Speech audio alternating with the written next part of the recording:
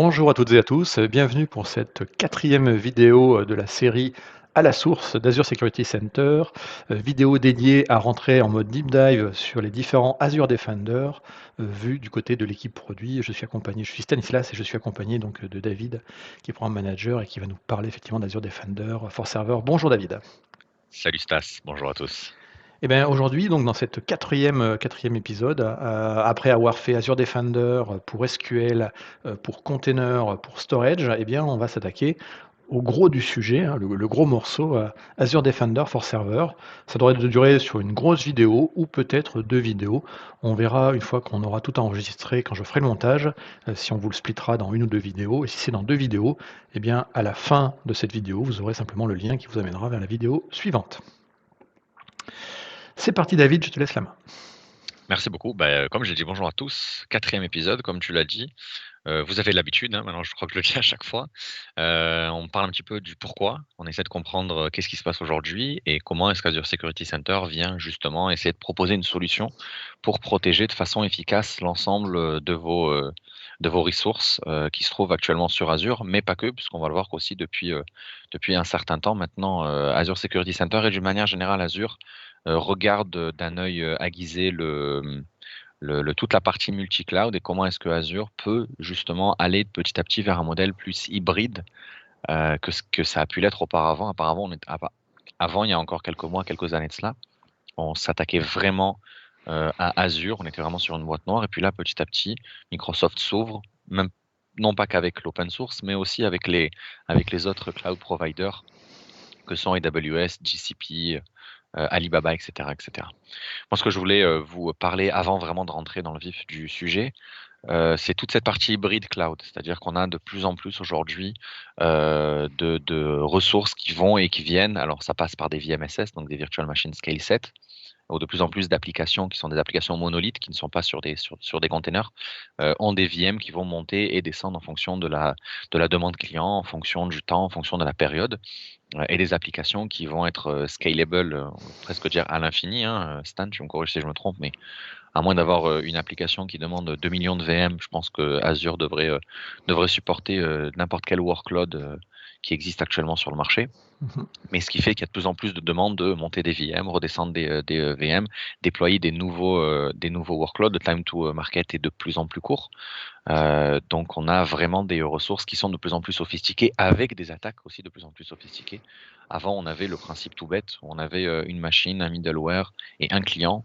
Donc bon, là, on va dire que les vecteurs étaient quand même assez limités, entre guillemets, dans le sens où soit tu t'attaquais au serveur qui contenait la base de données, soit au serveur qui contenait l'application, soit au middleware qui allait directement servir d'API, soit au client et t'essayais, enfin, ou en tout cas, les attaques étaient quand même. Ma caméra vient de bugger? Non. Donc, soit tu t'attaquais justement à un de ces vecteurs-là, et puis l'histoire était réglée. Là, aujourd'hui, avec le cloud, étant donné que les ressources, une partie sont managées par Microsoft, une partie sont managées par les clients, il y a vraiment beaucoup de configurations qui sont à faire. Certaines sont faites par nous, certaines sont faites par le client.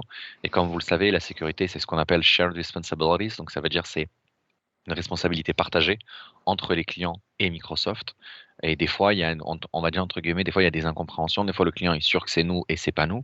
Et souvent, ça crée des misconfigurations, des Oui. brèches de sécurité qui font il faut faire attention à ce genre de choses.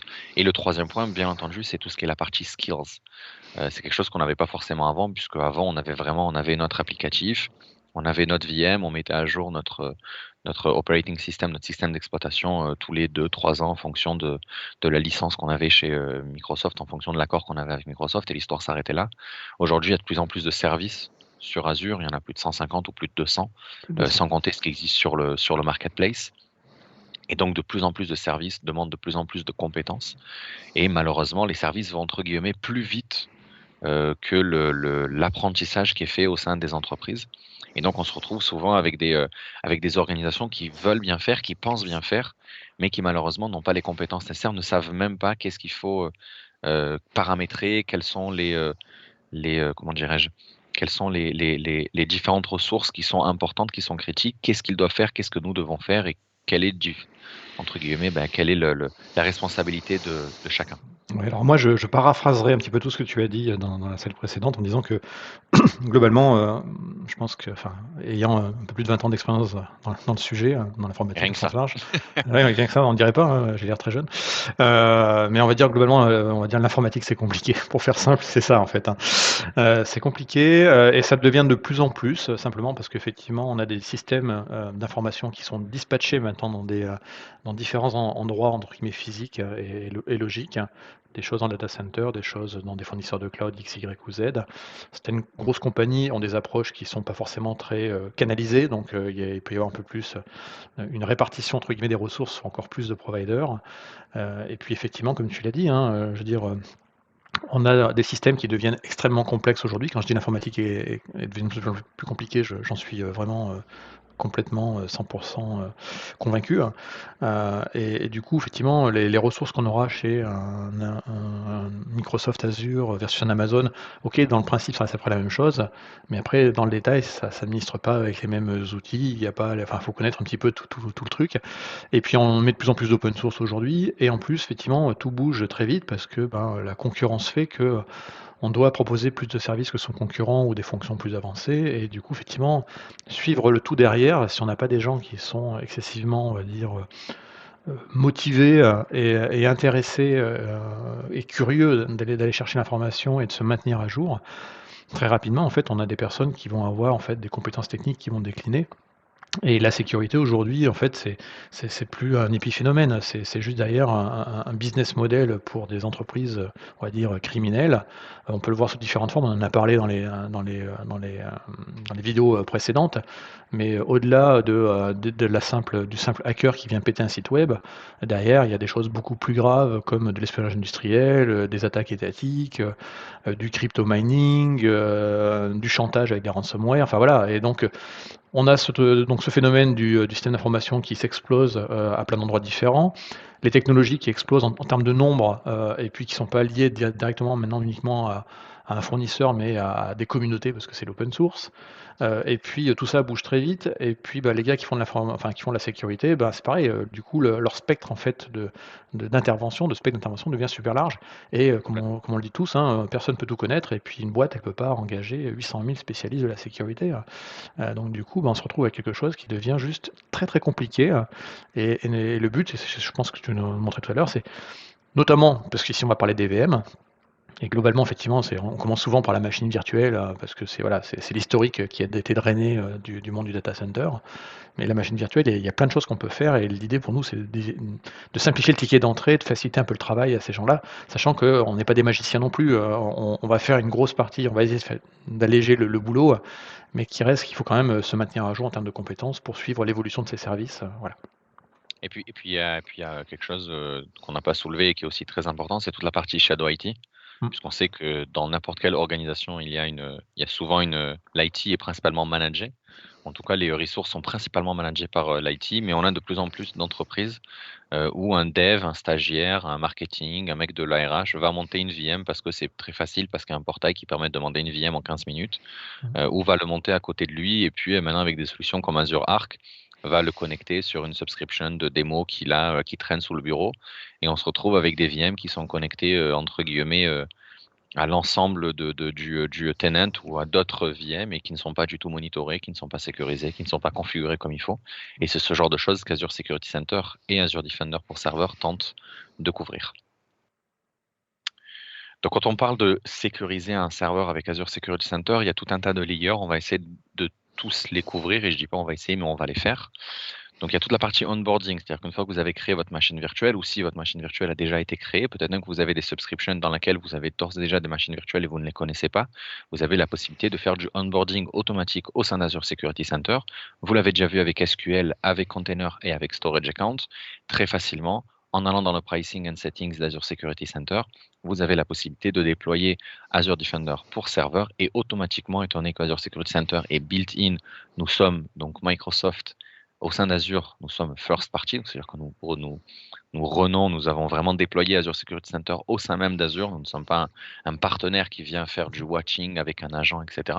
On a vraiment accès au layer le plus bas au sein de nos data centers, au sein de notre cloud. Et donc, on a la capacité de détecter de nouvelles machines et directement de les onboarder, directement de les sécuriser avec la solution Azure Defender pour serveur.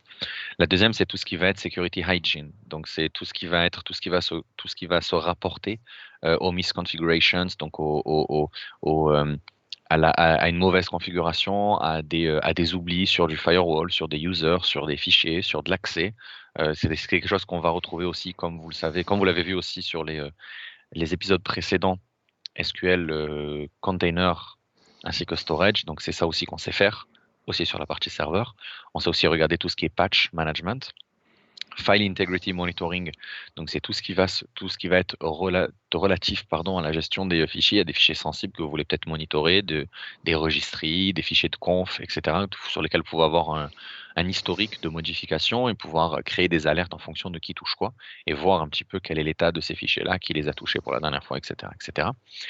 Tout ce qui est threats, donc ça c'est quelque chose que vous connaissez aussi à travers serveur, container ou plutôt Kubernetes et storage. Donc, on est capable de générer des alertes en cas de, De menace. de menaces. Merci beaucoup. Et ça, on le verra tout à l'heure. On sait aussi générer des menaces non pas qu'avec Azure Defender, mais étant donné que nous sommes une solution et un écosystème, on a aussi Microsoft Defender for Endpoint qui va faire toute la partie antivirus et toutes les alertes qui vont être générées par Microsoft Defender for Endpoint vont apparaître aussi au sein d'Azure Security Center dans la partie Alert Experience. Adaptative Application Control, c'est tout ce qui va être relatif aux applications qui ont ou n'ont pas le droit de tourner sur une certaine machine.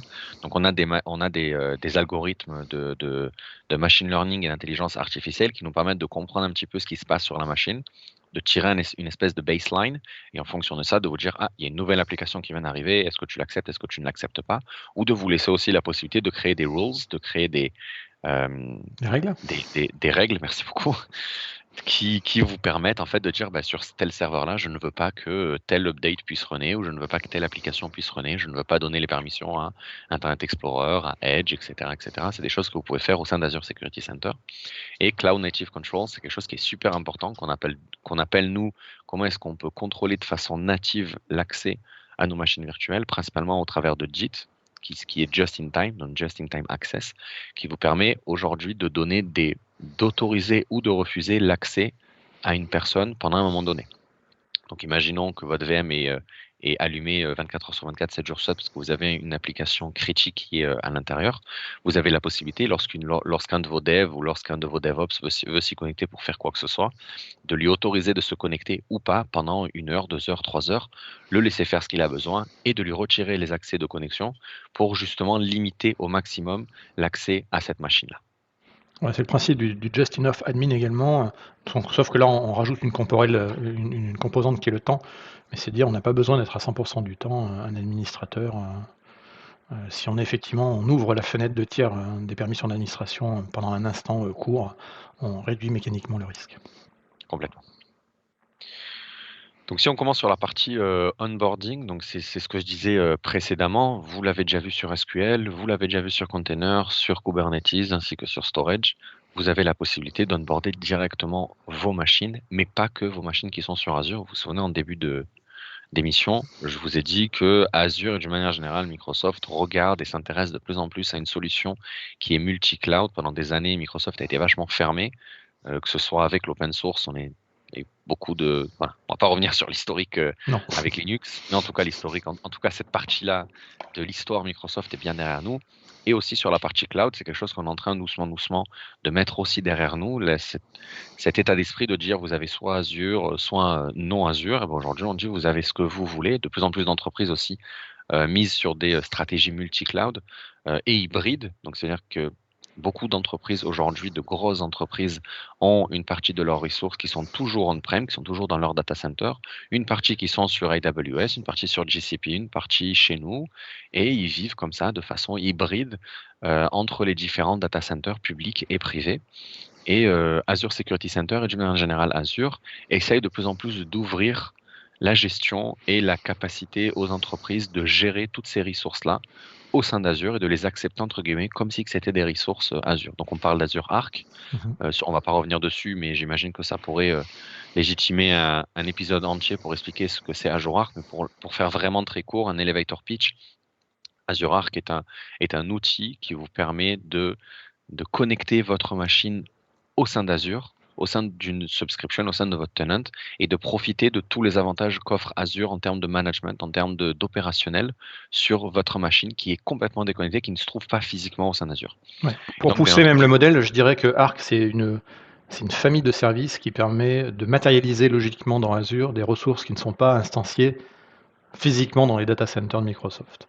Et effectivement, ça se décline après sur pas mal de sous-services. Il y a Azure Arc for Servers, ce qui permet effectivement de matérialiser dans Azure des serveurs physiques ou virtuels hors de Azure, mais ce sera des objets Azure, du coup avec les méta-informations qu'on peut associer à des objets dans Azure, on peut les mettre dans un ressource group, on peut les taguer, on peut activer des policies dessus, etc. Donc tout ça, ça fait partie effectivement du management d'Arc. Donc ça peut être effectivement des serveurs, ça peut être des clusters Kubernetes, ça peut être des instances, enfin des serveurs SQL serveurs, ça peut être également des instances managées de services. Typiquement, on est capable d'instancier hors de Azure du SQL Manage instance hors de Azure, mais ça restera du manage instance géré. Donc la famille, on va dire que Arc, c'est vraiment de l'administration et de la gouvernance en mode hybride. Et l'idée, c'est vraiment de matérialiser, de créer un objet logique dans Azure qui représente un objet qui physiquement est hors des data centers de Azure. Et du coup, effectivement, l'idée de tout ça derrière, c'est d'avoir un contrôle plein et de se dire, ok, je vais peut-être faire ma migration, enfin, je suis peut-être encore en cours de migration, j'ai peut-être 70% de mon parc qui est sur Azure et puis j'ai 30% qui est hors de Azure. Mais à un moment, je ne vais pas utiliser 20 outils différents pour pouvoir faire mon administration. Ce que je veux, c'est avoir une vue qui soit consolidée, un seul inventaire, etc. Et c'est ce qu'on va faire avec Arc. Et du coup, Arc vient inscrire avec chacune des intégrations de ces différents systèmes, les extensions que nous, mécaniquement, on amène dans Azure sur nos systèmes. Donc si on parle effectivement des VM, le Defender va venir s'appliquer également sur les VM ou les serveurs qui sont gérés par Arc, en plus de simplement les VM d'Azure. Kubernetes, c'est pareil. Et puis voilà, l'histoire va se continuer comme ça, mais dès que vous entendrez parler de Arc quelque part, c'est qu'on matérialise un objet dans Azure qui ne tourne pas physiquement dans les data centers de Microsoft.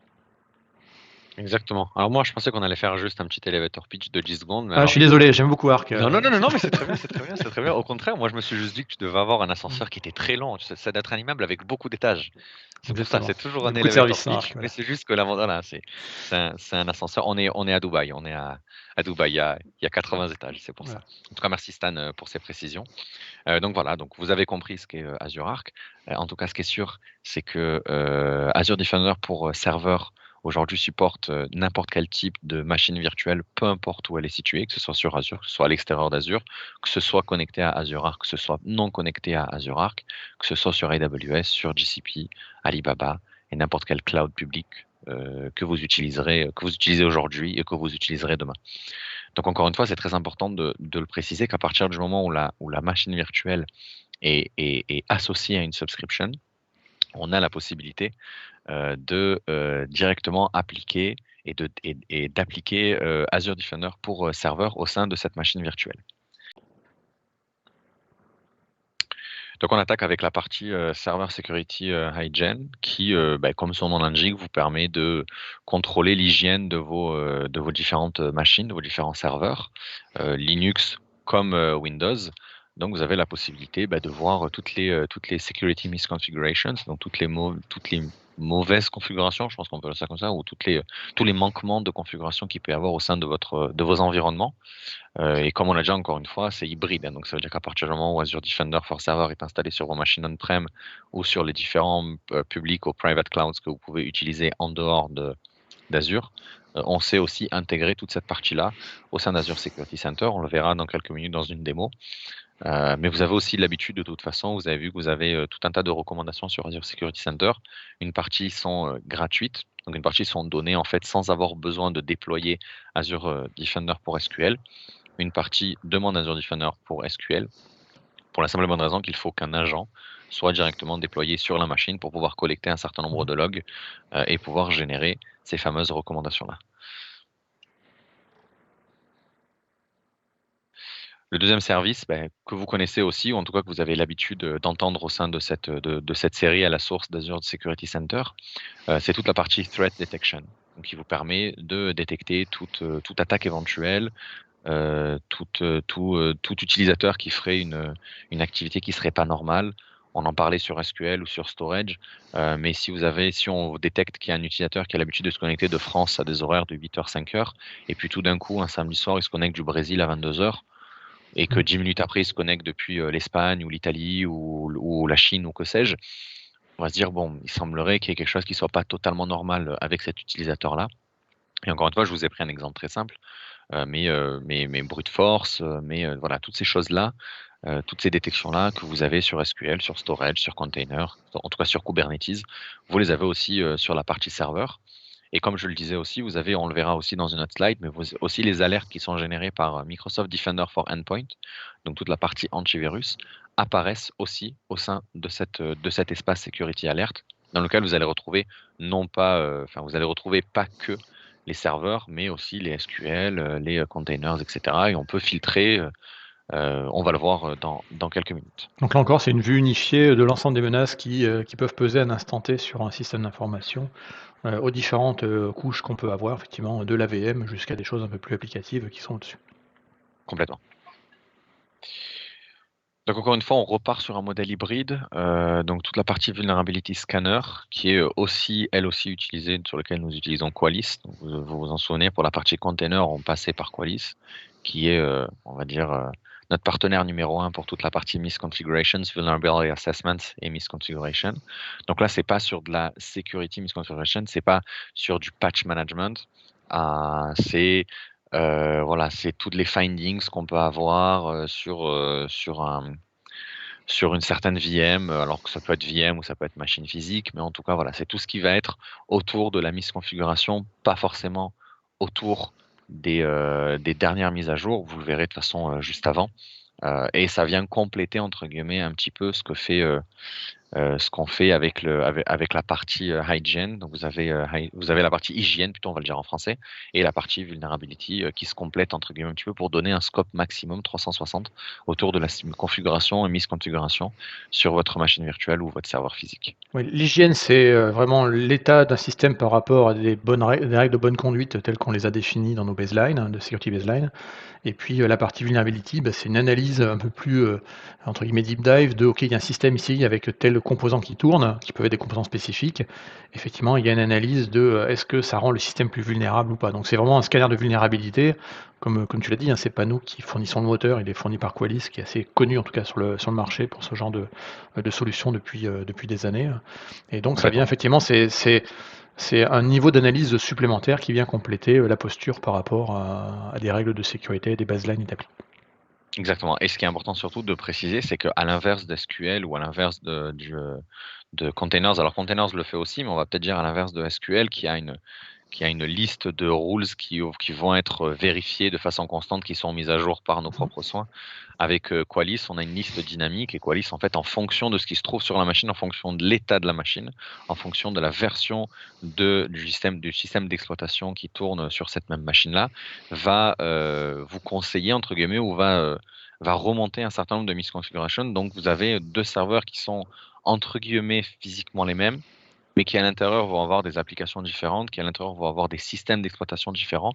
Vous allez avoir deux listes de misconfiguration qui seront totalement différentes. Et c'est là où est la force justement de cet outil-là. Tu parlais de Qualys, et c'est la raison pour laquelle on bosse aussi avec eux. C'est qu'ils ont cette richesse de vérification qu'ils savent faire sur une machine. C'est pas quelque chose qu'ils vont run. Alors nous, sur SQL, on le fait en fonction de la version SQL, donc on a des rôles qui vont s'appliquer à une certaine version, mais bon, un serveur SQL reste un serveur SQL en tant que tel, là où une machine virtuelle, c'est vraiment une boîte noire dans laquelle on peut mettre quasiment tout ce qu'on veut et faire quasiment tout ce qu'on veut. Donc c'est la puissance de Qualys qui est mis au sein d'Azure Security, Azure Security Center et Azure Defender pour serveur. Le point que je vous ai abordé précédemment, sur lequel je vais revenir encore une fois, c'est que Microsoft Defender for Endpoint est aussi intégré au sein d'Azure Security Center.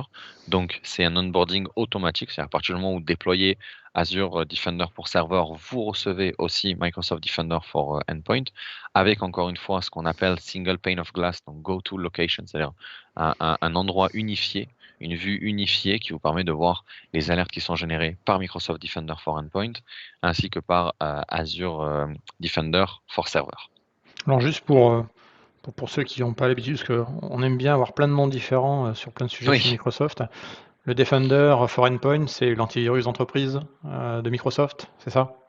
c'est exactement ça. En fait, Ok. il y a vraiment deux grosses familles de Defender au sein de Microsoft. Il y a la partie Microsoft Defender, donc tout ce qui va être Microsoft 365, qui va faire principalement, comme tu le disais, de l'antivirus sur Office, tout ce qui va être vraiment attrait à la partie M365 et tout ce qui est sur Azure, qui donc s'appelle Azure Defender, avec justement la série qu'on fait actuellement, donc avec SQL, avec serveurs, containers, Kubernetes, storage, etc., etc.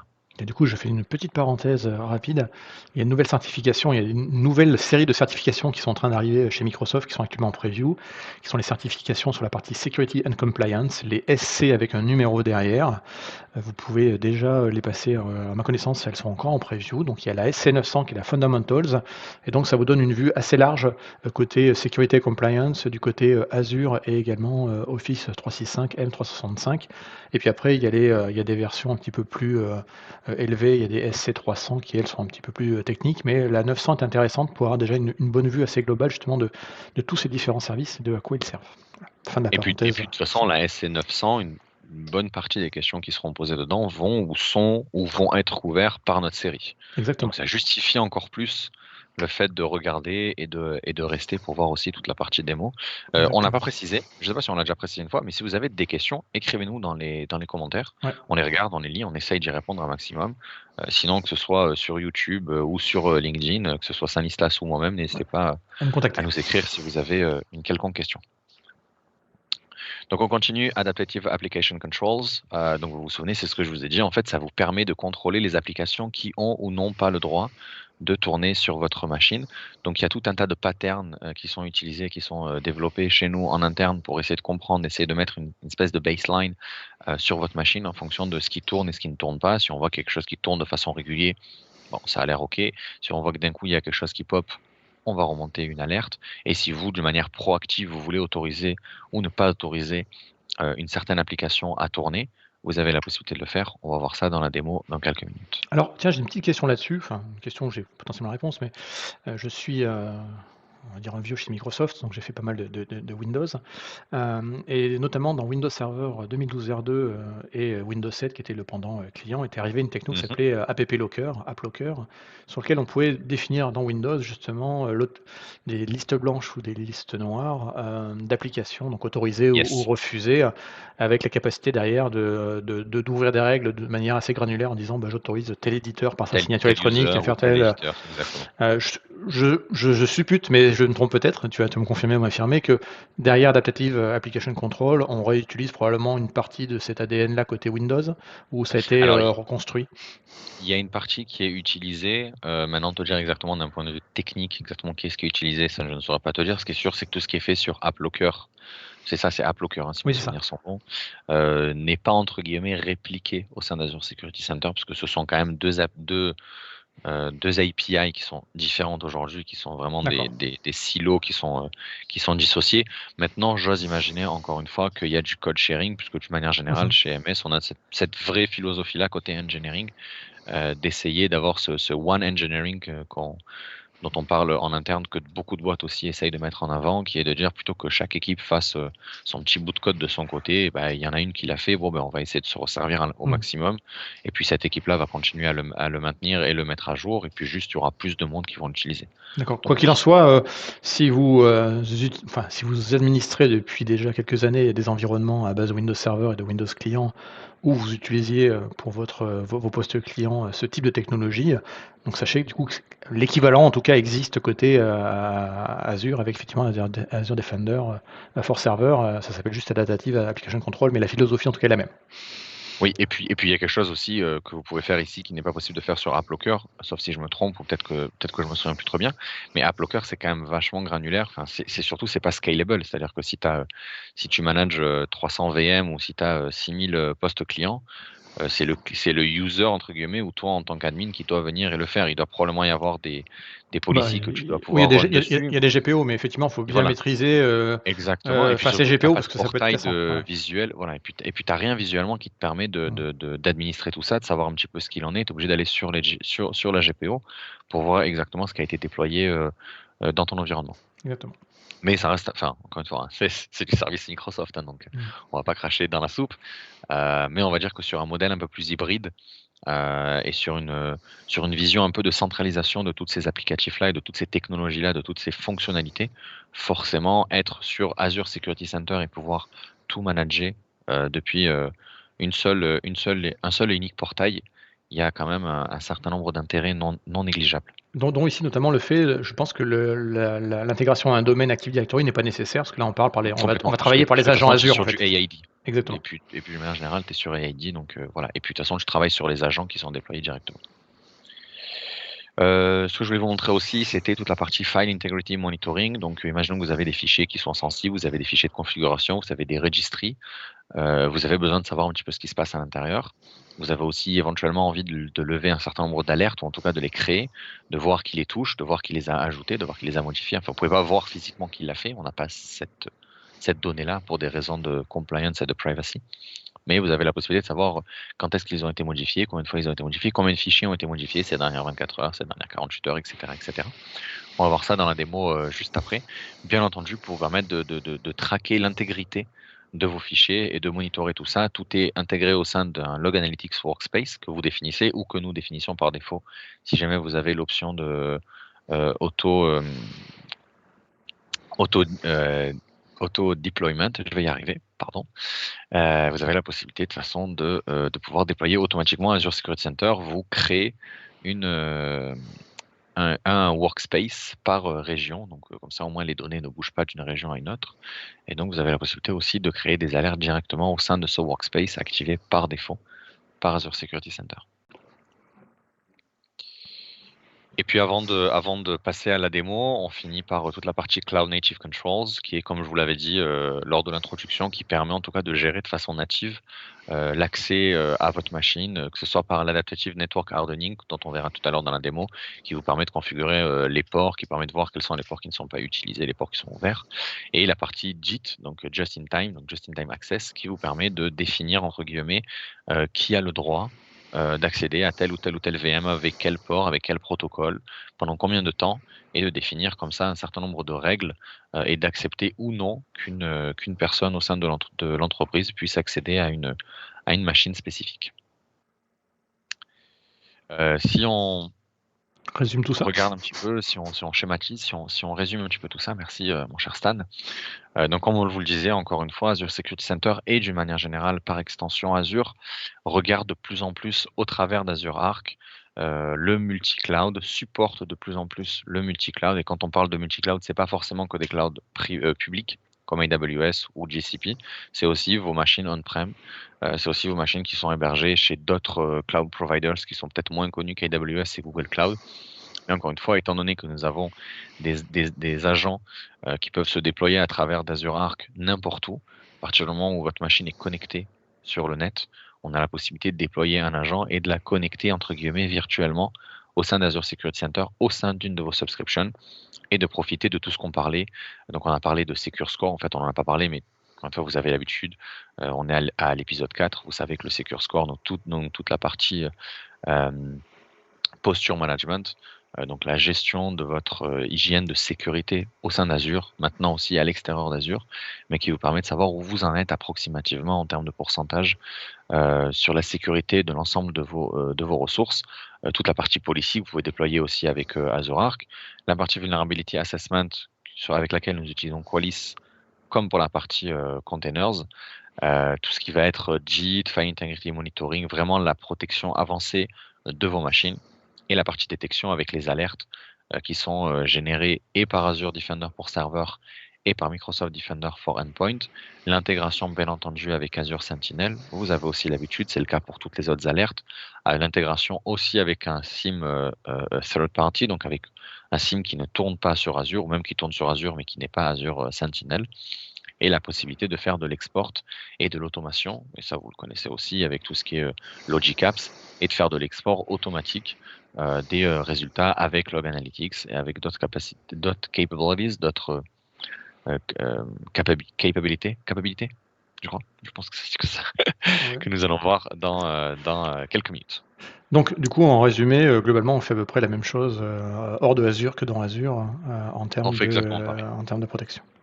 Exactement. Alors bien entendu sur la partie Azure, c'est beaucoup plus facile puisque vous avez une détection automatique et un enablement, donc un déploiement de nos services de sécurité qui est automatique puisque Mmh. c'est la même boîte, hein, je veux dire, c'est le même Bien sûr. data center. Quand c'est sur Azure Arc, vous avez la possibilité aussi avec des connecteurs sur AWS et GCP, qui sont disponibles sur Azure Security Center. On va peut-être faire un petit clic dessus parce que ça me semble important aussi de le Ça montrer. montre bien intéressant même d'ailleurs. Oui, mais encore même rien que ça vaudrait à lui tout seul, un épisode. Je pense que mon cher Stan, on va finir par contacter Netflix, vu la vitesse à Mmh. laquelle, On on est en train produit. de dire ça aussi, ça aussi, ça aussi. En tout cas, ce qui est Hem, sûr, c'est que voilà, on a aussi la possibilité de connecter des comptes AWS et GCP au sein d'Azure Security Center, ce qui fait qu'on va être capable de détecter toutes les VM qui tournent au sein de ces accounts-là. Et à partir du moment où on voit une VM qui n'est pas protégée par Azure Defender ou qui n'est pas connectée avec Azure Arc, on a la possibilité de vous proposer automatiquement de le faire et donc d'être protégé un maximum et de pouvoir aussi gérer un maximum de ressources au sein d'Azure Security Center. Cette partie-là m'a l'air très intéressante. On va se la garder pour la prochaine fois, je pense. Ah, alors ça Ça va. me paraît bien. Tu voulais faire des démonstrations? Je voulais faire une petite démo, allez, est-ce Écoute, qu'on ce que passe je te là-dessus? propose, c'est que on va couper cette partie, enfin cette Yes. vidéo ici. Donc ça, c'est la première partie du coup de la source Azure Defender, à la source Azure Security Center, Partie partie 4. 4. Voilà. Donc partie 4, version sous partie 1. On vous met le lien quelque part par là probablement pour aller sur la partie numéro 2, qui est exactement la suite, hein. On va juste continuer sur la partie démonstration. Donc la partie 2 sera plus orientée démonstration. Et la partie 1, effectivement, vous a permis d'avoir le pitch, l'explication un petit peu de tout ça. Donc on se retrouve tout de suite quand vous aurez cliqué par là, ou par là, ou par là. Je sais vraiment pas le faire ce truc-là. Hop, voilà, par là. Par là, il Quelque doit y part par avoir là. quelque part un lien, et donc ça vous amènera sur la deuxième partie, où là, il y aura 100% démo avec David. Donc à tout de suite. À tout à l'heure.